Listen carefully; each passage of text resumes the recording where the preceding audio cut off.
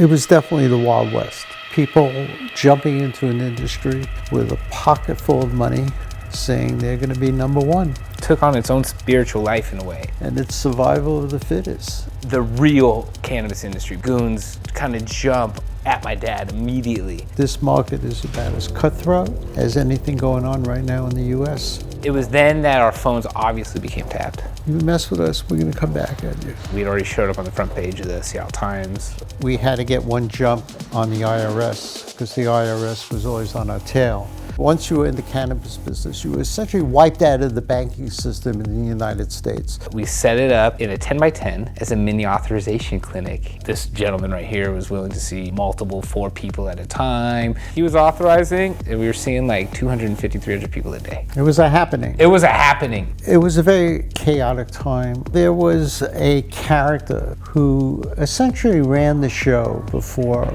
he saw us as a significant threat. He kind of ratted me out to the health board. I just whacked him, you know. And I see him lean in, I can't tell what he says, and then put all his weight into him and open hand push his head like into this sort of desk thing. Then all hell broke loose. Everyone was freaked out because we're all supposed to be hippies and cool and go cool down. You know, 4 or 5 people pulled us apart. And you saw 6,000 patients a month or something? I had 44 sessions of radiation. Go authorize a bunch of people to smoke dope. So. Maybe a week later that the white van showed up outside the 4E clinic in Seattle and stayed there for 18 months. It meant very little to lose my license because it felt like it was time to give up the whole medical authorization bit. But Father, being an absolute diehard, was like, let's just open a bunch of dispensaries. And we began to create the beginning of a vision about what is possible in the weed industry. A Hasidic Jew who dressed in Hasidic clothes for the most part, but had a brain injury. Dude took an axe to the head, a cleaver to the skull in the 80s. We began this series of negotiations to buy this grow. $80,000 in cash, in a box. I knew the tenacity that my father carried was unlike it. It's undescribable. You got to scrape along on the floor and almost hit bottom, and then see if you could pick yourself up. I'd seen him bounce his way through a million things in his life where he should have went under. And he never did. Started hustling when I was like 14, 15. I would go into Manhattan and we would buy fireworks down in Chinatown. Let's not make war, drop out, let's get high.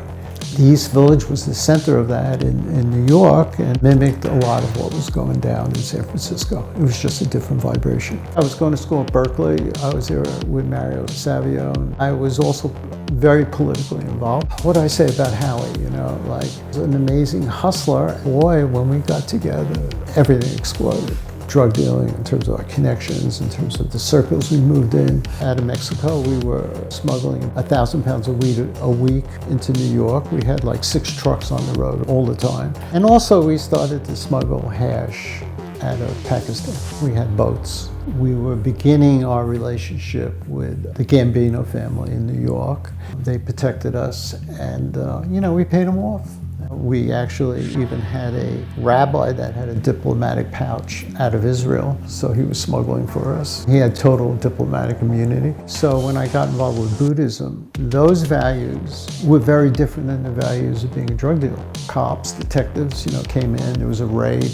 There's my partner right on the front page. Jewish Mafia busted. So I ended up in the Bronx house of detention thing. And they put me with some who is up for arson. He had killed 4 people, set an apartment building on fire.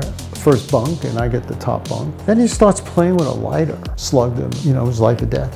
So I didn't get popped myself. And I pick up a hitchhiker. He says, well, I'm a nurse. I said, what? A nurse? I've never heard of a male nurse. What are you talking about? I was so desperate that I just applied, but it was good enough for my probation officer. During a period where there was this funny term called nurse practitioner, this term also said prescription pad. You're writing scripts. You're gonna make some dough. You know, this could be a career. I was involved in a little money laundering along the way. I had great relationships with those guys until they went down. Although I started making dough and taking care of my family and following my Buddhist practice, I'd given up drugs and booze and all that stuff for like 10 years. And I was told I had cancer and I had some tests. So like, I'm approached by my son and his partner, and they come up with this ludicrous idea around medical authorizations. how much money you can make if you get involved in authorizing patients for cannabis.